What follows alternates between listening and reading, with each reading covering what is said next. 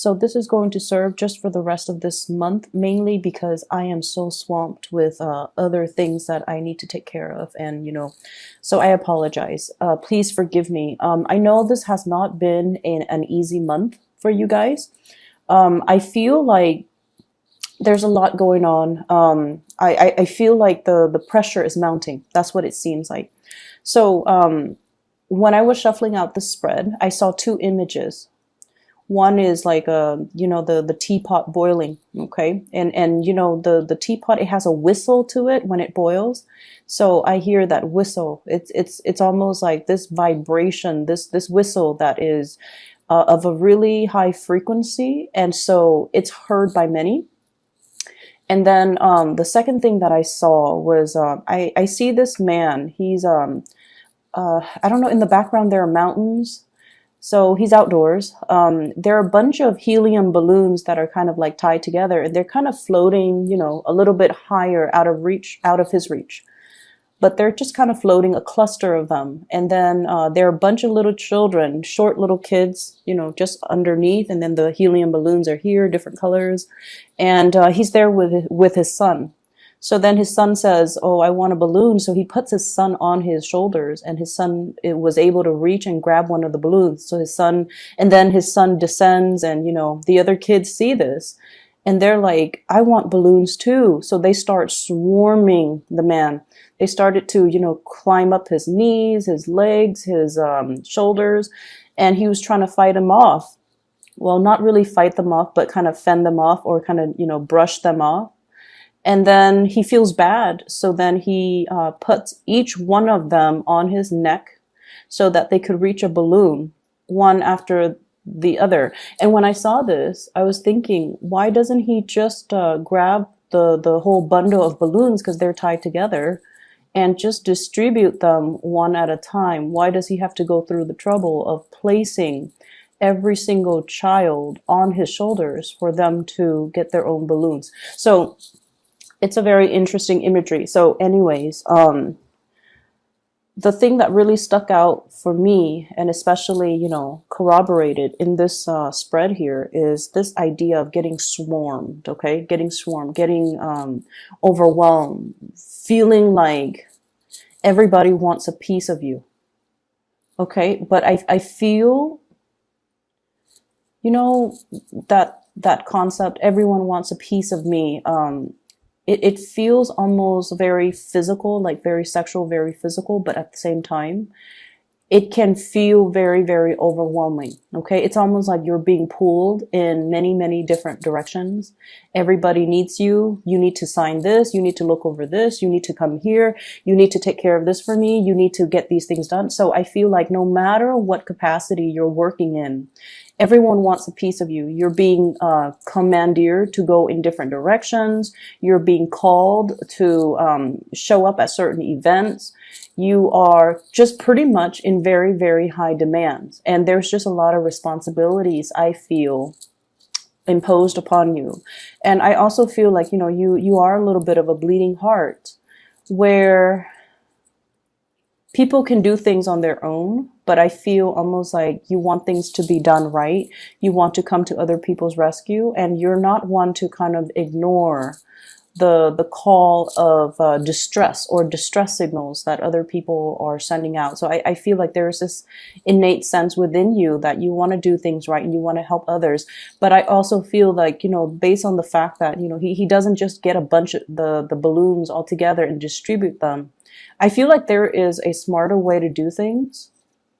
And whatever your work process involves, maybe there is a way to streamline it. Okay, maybe there's a way to streamline it.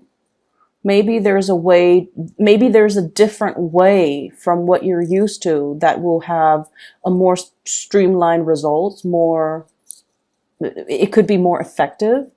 So I feel like look at the workflow, look at the processes, look at the procedures, look at the actual physical actions that you're doing, and figure out, maybe there's a different way to do things. Maybe it doesn't have to be,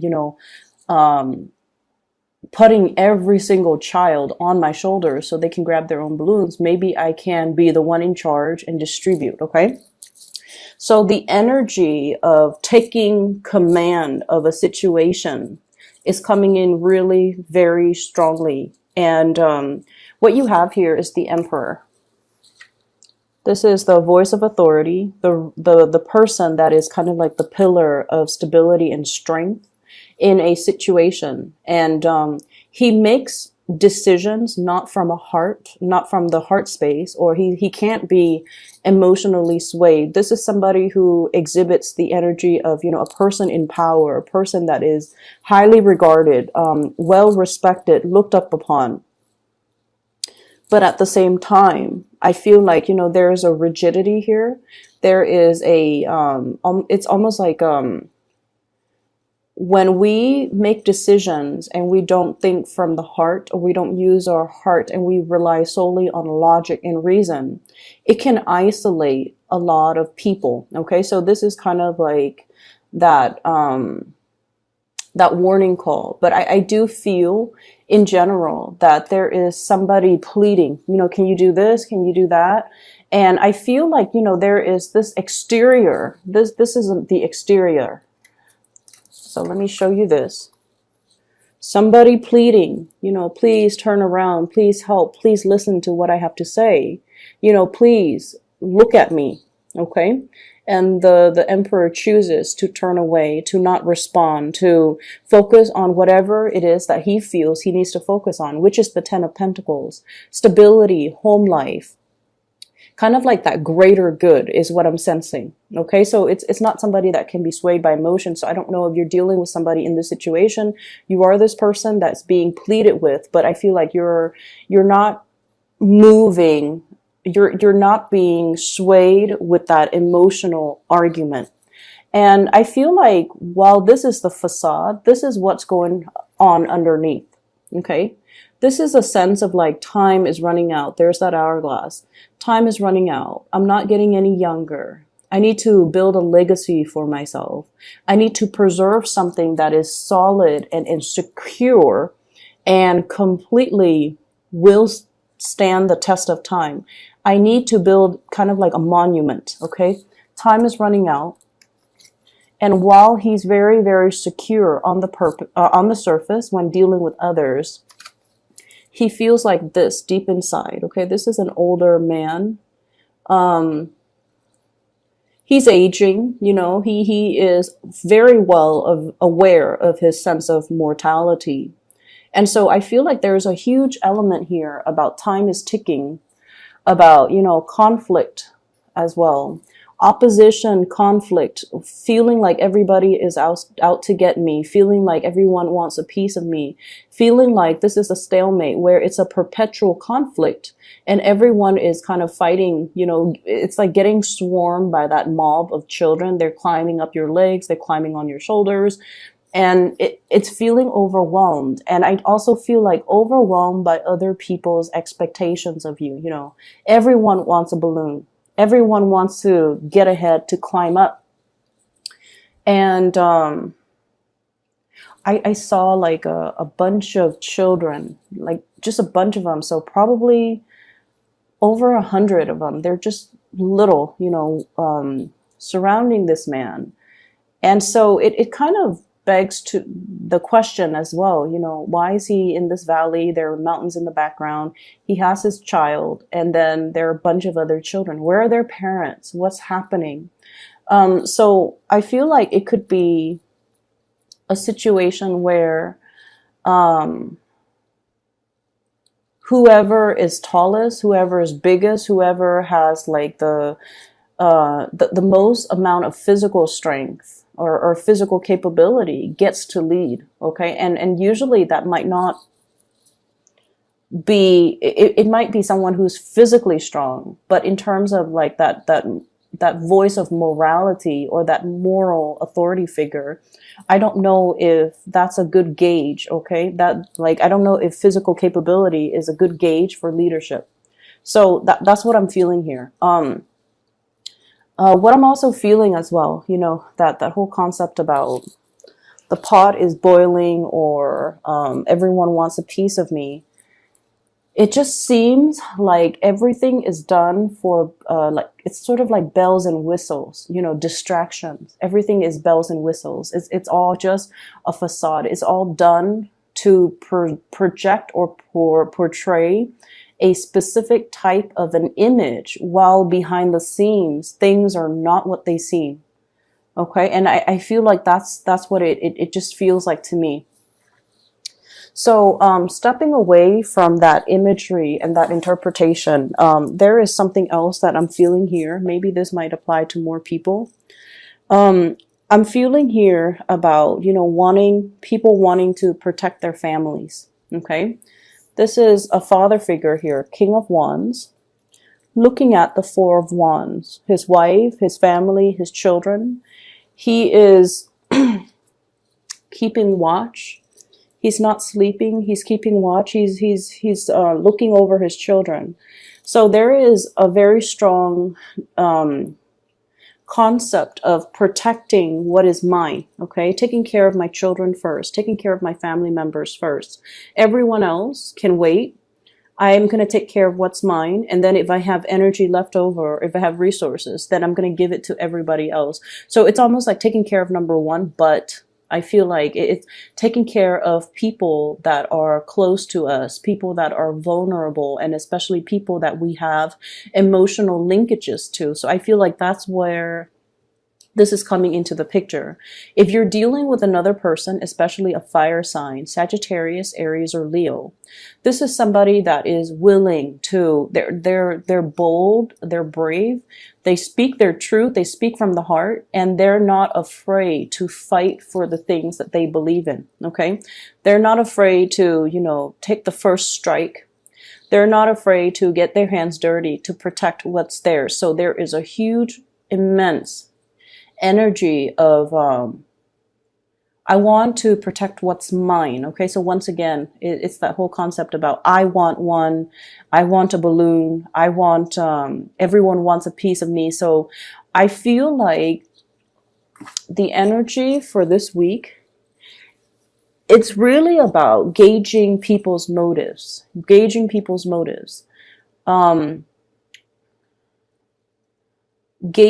what's really driving another actor to behave a certain way, gauging what's really driving a person to take a specific stance.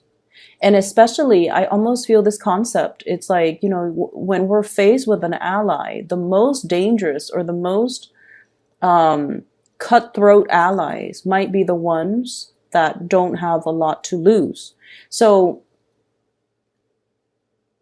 I feel like this reading is a little bit complicated, okay? And there are a lot of ideas kind of thrown about here. There's ideas about generosity and selfishness.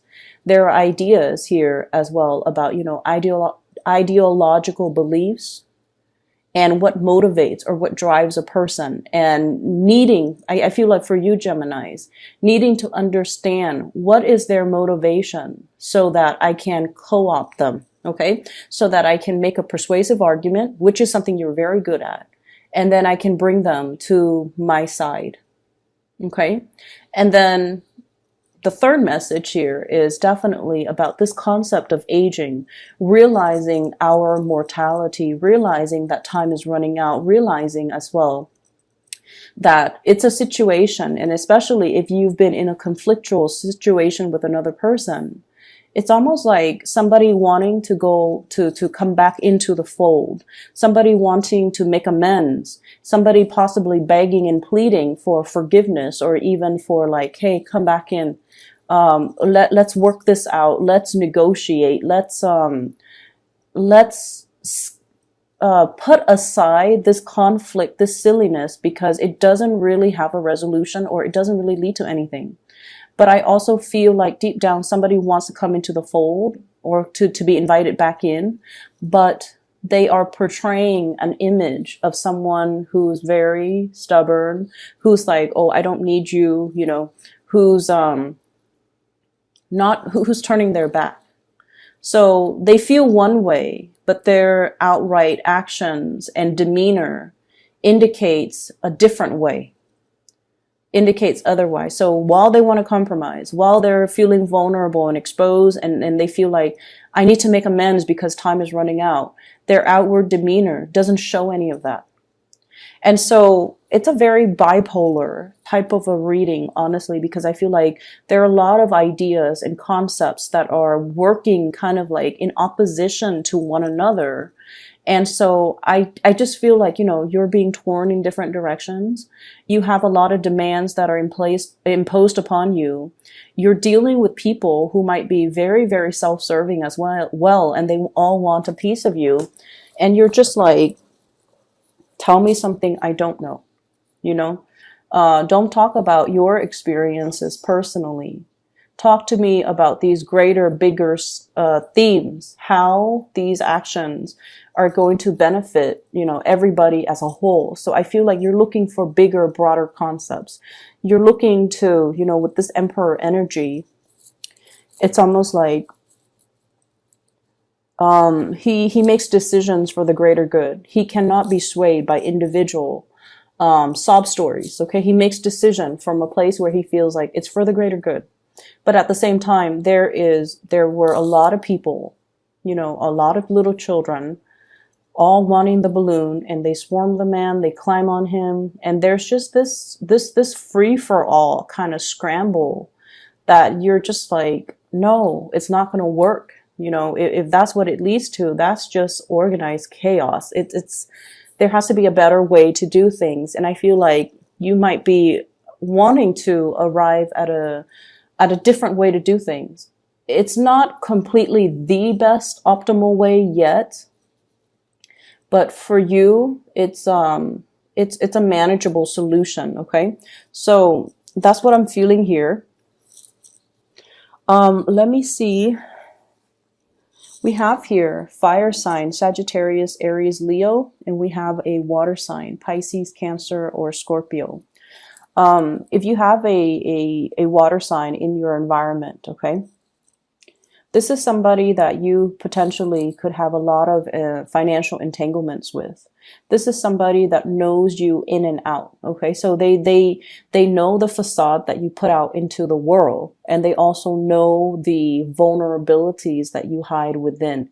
They see all the things that are kind of like hidden underneath the veneer, underneath the clothes, underneath everything that you try to hide. Okay, but this energy is somebody who's very pure, who's very loving, who's very forgiving. And so I don't feel like, they're going to use the information against you, even though they're privy to a lot of information. And especially they're privy to, your nakedness and your vulnerabilities.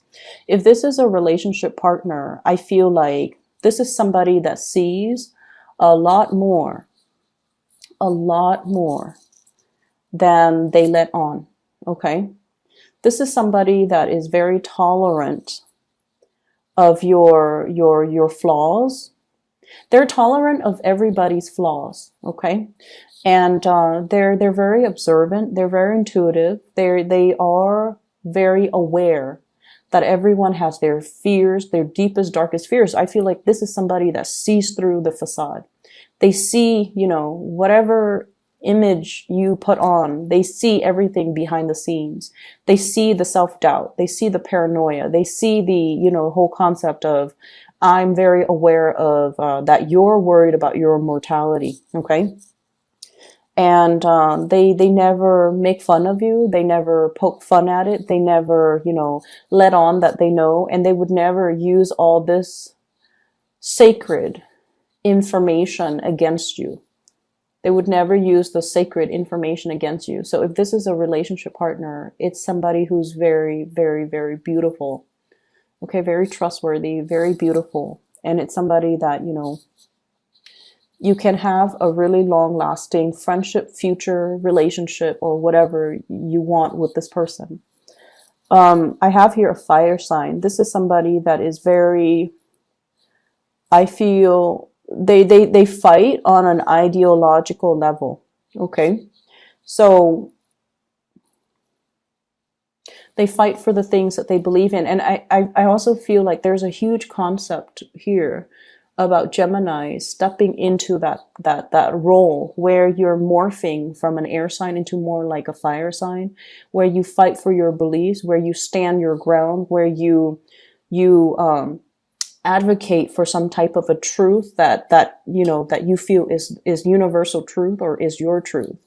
Fighting for to protect the people that you believe in, and or I'm sorry, fighting to protect the things that you believe in, and fighting for the people, especially you know your loved ones, family, and so forth, that you care about. So there's huge energy here about upping the ante, taking things another step up, and really, really defending what we believe in, but also vocalizing what it is that we are believing in. And, you know, once again, working hard or finding a smarter way to do things rather than a more labor intensive, time consuming way to do things. Okay. So grab those balloons, distribute them individually to each child rather than letting each child climb on your shoulders, because your back will start to give out. There is a smarter way to do things. It doesn't have to be so arduous. It doesn't have to be that painful, and it doesn't have to be that conflictual. Okay. Let me see here. I'm trying to see if there's anything else that is coming through. Give me just a moment.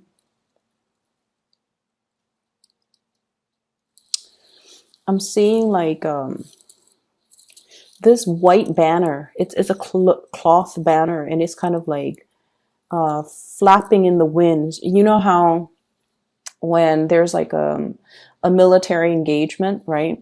Like a military, like a battle, a war or battle, and people, you know, raise that white flag as a sign of submission. We don't want to fight anymore. We forfeit. It looks like that, but then the banner is a lot longer. It's like this white banner just flapping in the wind. And what I feel is, it's almost like this Five of Swords energy. You know, the Five of Swords. It's like victory at what cause? Okay, like at what cost? Victory at what cost? Okay, somebody walking away from a conflict, and the other person, it's like, yes, you win, you win this battle, but at what cost to other people? At what cost to your own dignity? At what cost to your own image is what I'm sensing.